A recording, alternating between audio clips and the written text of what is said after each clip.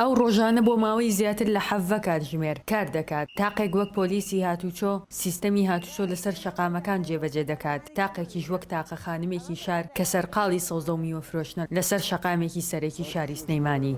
ئەم واجبەی یەکەمیان لە ساعت 7 بەیانی پەیوەندیەکەین هەتا ساعت 12:30 واجبمان ئەبێ وابێت. ئەمە 1000 ڕوبعێکەکە.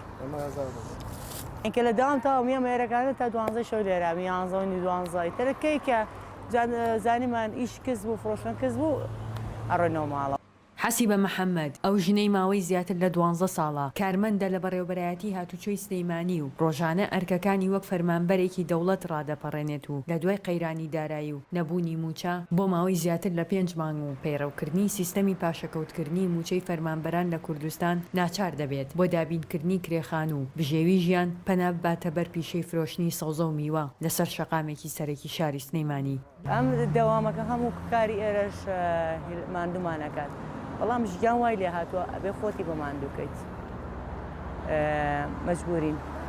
حەسیبەی تەمەن 41 ساڵ خێزاندارە و خاوەنی 2 منداڵە جگەل لەوان ئەرکی بەخێوکردنی دایک و باوکیشی لە ئەستۆ گرتووە. وەک شخصی خۆم کرێکیم خانوێتم نییە تا بڵم وڵا کێشە منێ بێ 2 مانگ 3 مانگ جایەکیش موچەکە بێ کەمیش بێ بەشمەکە عاشێ تۆ کە کرێکی بوویت ئەو موچەیە جاری وایە درەنگەکە ئەبێ فریای سەحەبخانووکەی. لە کوردستاندا پیشەی دووەمی حەسیبە کە بە پیشەی بەقاڵی ناو دەبرێت زیاتر پیاوان ئەنجامی دەدەن.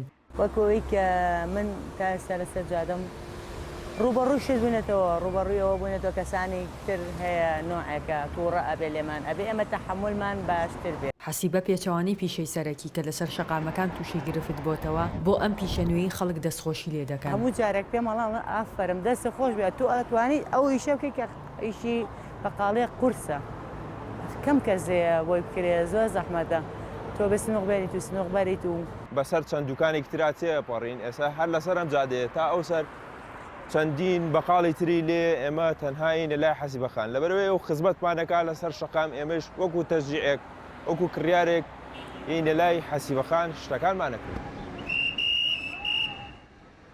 دەوترێت خانمان نیوەی کۆمەڵ و دایکی نیوەکەی ترن. حەسیبە بێجگە لە ئەرکی دایکایەتی دەیەوێت ئەرکی نیوەکەی تر تەواو بکات و یارمەتی هەمووانیش بدات لە ئاسانکردنی ئەرکی هەمووان لەسەر شەقامەکاندا. ژیار محەممەد دەنگی ئەمریکا سلێمانی.